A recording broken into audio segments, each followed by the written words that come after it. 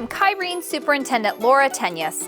She is a cool superintendent. Each month, it is my pleasure to shine a spotlight on the people, places, and programs that make Kyrene so exceptional. Thank you for joining me for this month's Superintendent Spotlight on Kyrene.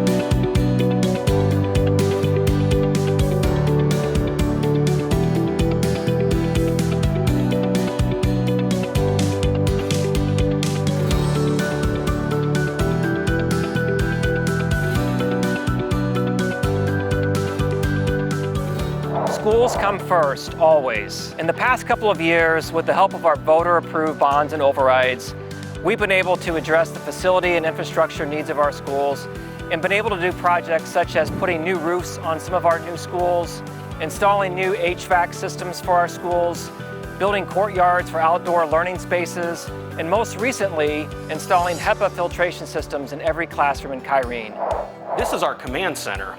To our knowledge, no other districts have a dedicated emergency operations center in the state of Arizona. While other districts do have emergency management teams and crisis response teams, we've really dedicated a spot where we can do our work and make sure everybody's safe and has the resources and tools that we need. Well, the origin of the Family Resource Center begins with two longtime Kyrene secretaries.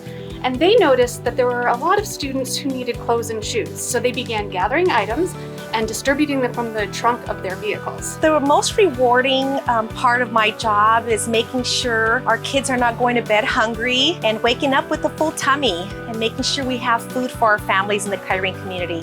So can you tell us a little bit about the fleet? Yeah, great question. So we have 127 school buses, 90% are propane powered. Wow. The other 10% are diesel. All of our buses are responsible for transporting 5,000 students a day, twice a day, and we drive about 1.2 million miles a year. Wow, that's a lot of miles. That is a lot of miles.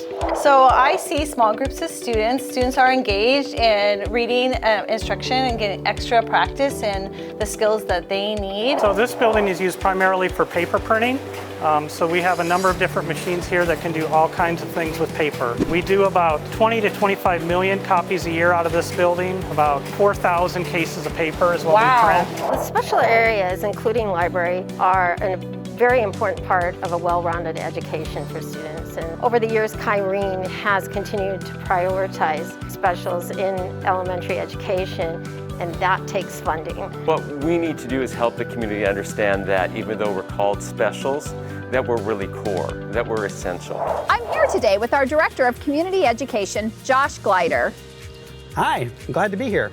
Great to have you, always having fun. So Josh, can you tell me a little bit about community education? Sure, so community education is the department that houses preschool and our youth programming, kindergarten through 8th grade. I like to brag that we are the greatest community education department out there. And don't get me wrong, there's quality everywhere, but nobody does what we do better than Kyrene. Sport-specific skills, while they are taking and building on those and trying to get better at them, they translate into life skills. If they remember that while they're competing and we want to win and it's neat to work hard and that's the prize on the one end, the big prize over time is learning how to be disciplined, learning how to work hard, learning how to cooperate with teammates. It can have a range of being a presentation, maybe about the budget or initiative that might be happening, but there's also time for discussions. You know, having grown up in Kyrene, I think it's really great to be able to be here and try to give back to the community that kind of raised me. That was kind of how I became personally involved with the Business Alliance here. Well, I think it's really great that Superintendent Tenyas, really reaches out to the community and keeps us on top of some of the issues. And they do pretty much everything after hours for us. They help us check doors to make sure they're secure. They'll help us after monsoon storms, making sure that we are aware of damage before school starts the next day. So they're a very valuable team player within our emergency management team. It's comprised of mostly Kyrene parents and community members who just want to give back to the community. You can almost think of them as a safety and security PTO.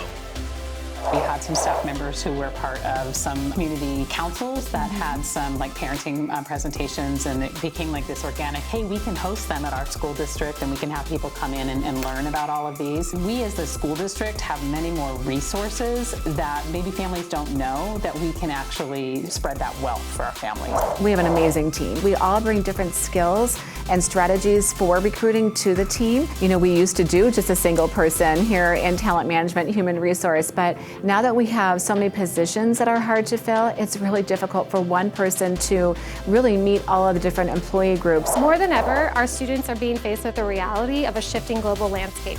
We have more mobility, we have multi-languages being spoken, and they need to be prepared to be global citizens and handle the challenges that are thrown out to them. Not all of our children come to us with the same needs or the same wants. Providing those different opportunities for kids, we can meet so many different learning needs. They are the heart and soul of our campus here, and they're so critical to our day-to-day operations. It's a great way to connect. It also reminds me that every day is a new beginning and there are all sorts of possibilities. Bella, what is your favorite thing about preschool? You can look right at that camera. I like when Ellie plays with me and draws pictures with me. Aiden, what's your favorite thing about preschool? I like Lorenzo because of Miles and I'm Spider-Man.